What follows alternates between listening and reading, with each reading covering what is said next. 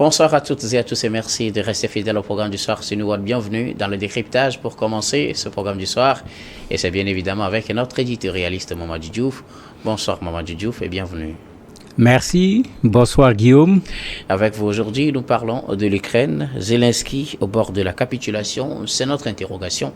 Nous allons justement chercher à comprendre ce qui se passe réellement entre l'Ukraine et ses alliés de l'OTAN et aussi, d'un autre côté, la Russie, dans la marche vers peut-être ce qu'on pourrait appeler un accord de paix entre finalement l'Ukraine et la Russie. Que se passe-t-il réellement ces derniers temps? Comment évolue la situation sur le front de guerre entre l'Ukraine et la Russie?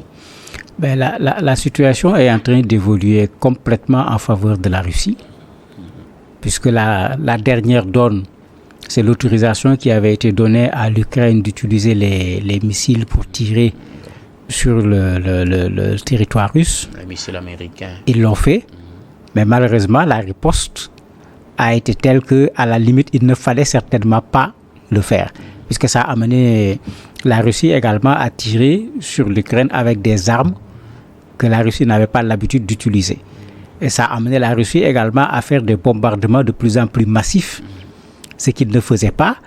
Et ce qui est curieux, c'est que les États-Unis qui ont utilisé l'Ukraine à utiliser cette arme, après l'avoir autorisé à utiliser cette arme, ont demandé à leur ambassade de quitter les lieux. D'autres pays européens ont fait la même chose, c'est-à-dire comme si, en autorisant l'Ukraine d'utiliser ces missiles, ils savaient parfaitement quelle allait être la réponse de la Russie.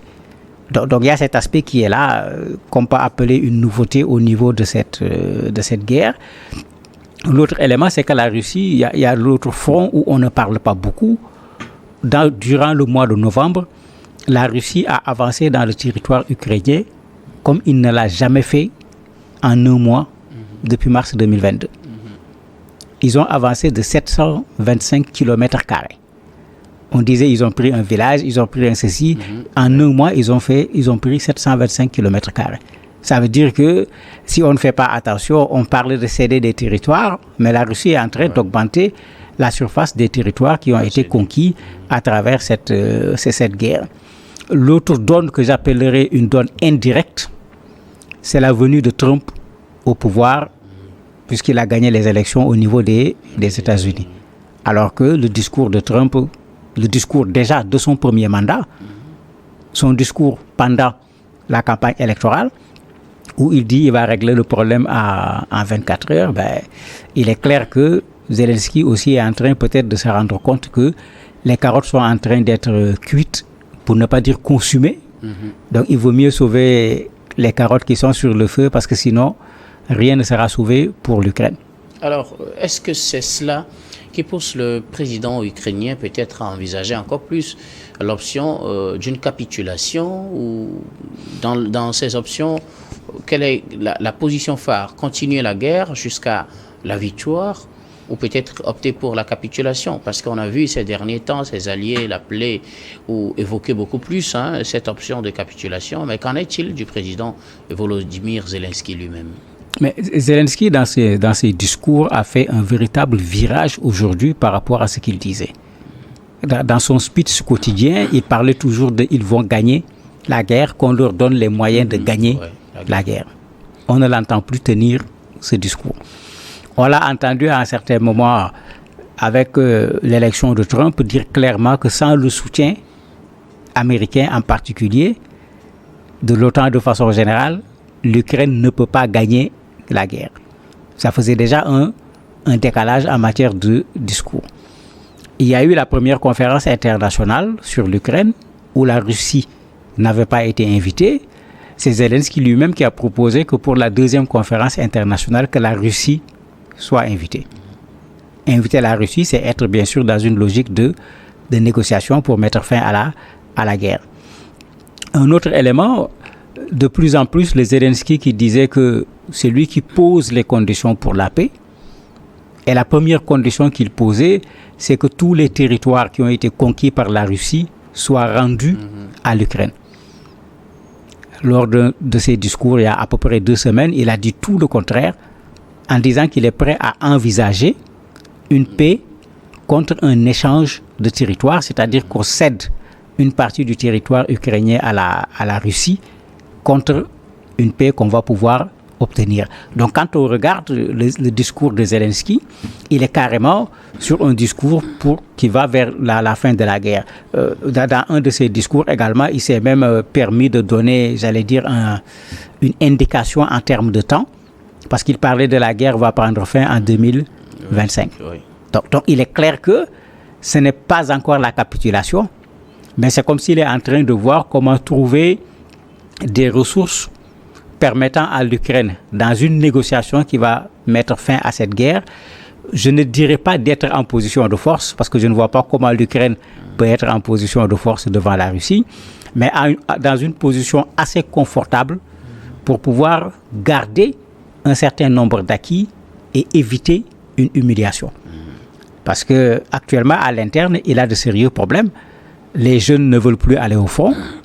On les kidnappe pour les obliger à aller au front, où on leur propose un marché, vous vous engagez et au bout de quelques temps, vous aurez la possibilité de quitter le territoire, parce qu'actuellement, il est interdit aux jeunes de quitter le territoire ukrainien. Bon, plus les demandes d'armes, il est tout le temps en besoin. Il est en train pendant qu'il parle de paix, il est en train de réclamer d'ailleurs des armes. Oui, il est tout le temps en besoin d'armes et ses alliés ne lui ont jamais donné la quantité d'armes demandées, ni dans le temps qu'il l'a demandé. Je crois qu'il est en train de faire l'analyse de tout ça. Bon, plus également toute la destruction au niveau de l'Ukraine, le nombre de morts, de blessés que nous, on ne connaît pas, puisque chacun, parmi les belligérants, parle plutôt du bilan chez l'autre au lieu de parler de son propre bilan. Je crois qu'il a compris ce qu'il devait comprendre dès le début de la guerre. L'Ukraine ne peut pas gagner cette guerre contre la Russie. Alors, Zelensky, ces derniers temps, expose en tout cas ou exprime certains besoins. C'est le besoin de beaucoup plus d'armes. Quand on est dans la logique de changement de son discours, où il serait peut-être en train d'envisager une capitulation, pourquoi réclame-t-il beaucoup plus d'armes quand on sait qu'on ne capitule pas en prenant beaucoup plus d'armes, Mamadou Diouf? Il applique peut-être la formule qui veut la paix prépare la guerre. Okay. Parce qu'il faut pas oublier que l'armée ukrainienne est fatiguée et les Russes s'emploient à détruire la force militaire de ce pays. Parce que la stratégie russe, c'est les deux. À chaque fois, si vous regardez, quand les Européens disent nous allons envoyer des armes, la Russie dit on va les détruire. Ils ont quand même un système de renseignement assez efficace.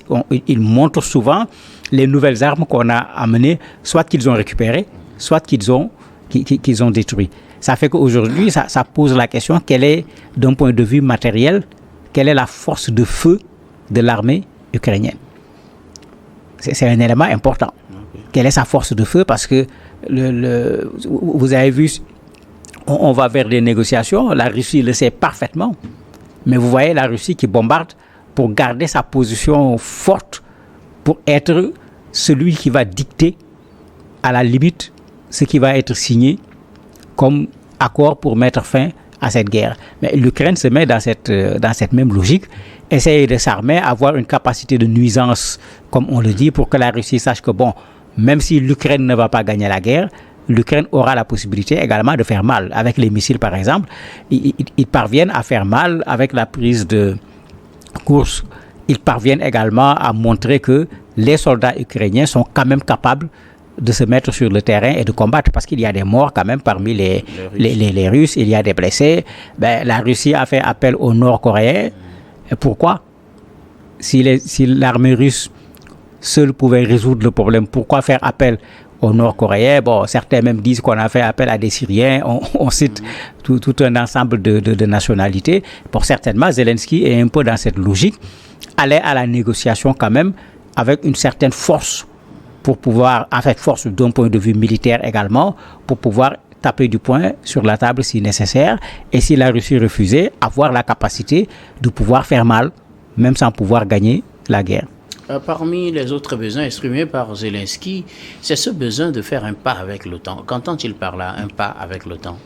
Le pas, il faut qu'il le clarifie, parce que n'oublions pas que un des fonds de ce problème, c'est le fait que Zelensky veuille que l'Ukraine devienne membre de l'OTAN.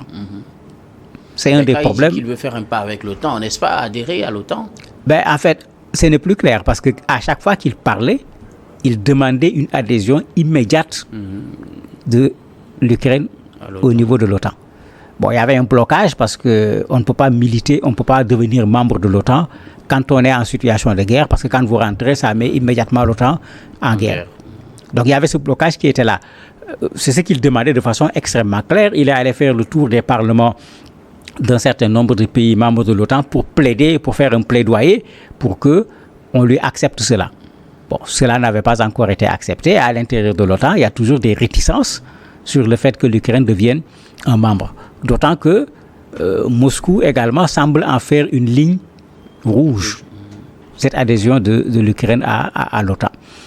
Maintenant, attendons de voir qu'est-ce qu'il appelle un pas. Parce que dans ses discours actuellement, il parle également, pour ce qui concerne la négociation, de protection en quelque sorte de l'OTAN, de garantie que l'OTAN doit pouvoir accorder à l'Ukraine dans ces négociations. Mais ça veut dire qu'il se sent véritablement en position de faiblesse. Mais même dans ça, qu'est-ce qu'il cherche? Est-ce que c'est ce pas-là? Est-ce que c'est se mettre sous le parapluie de l'OTAN, comme on le dit, pour pouvoir être protégé, non pas cette fois-ci, mais pour une prochaine attaque éventuelle par rapport à la Russie? Ou bien est-ce que c'est pour que l'OTAN soit membre des négociations, pour que l'Ukraine puisse avoir beaucoup plus de force devant la Russie? Ou bien est-ce que c'est pour que l'OTAN soit une sorte de garantie pour les accords qui vont être signés avec la Russie? Pour le moment, il n'est pas très clair sur ce discours-là pour qu'on sache où il va. Mais ce qui est clair, quand on fait la synthèse de ce qu'il dit aujourd'hui, il se montre clairement en position de faiblesse.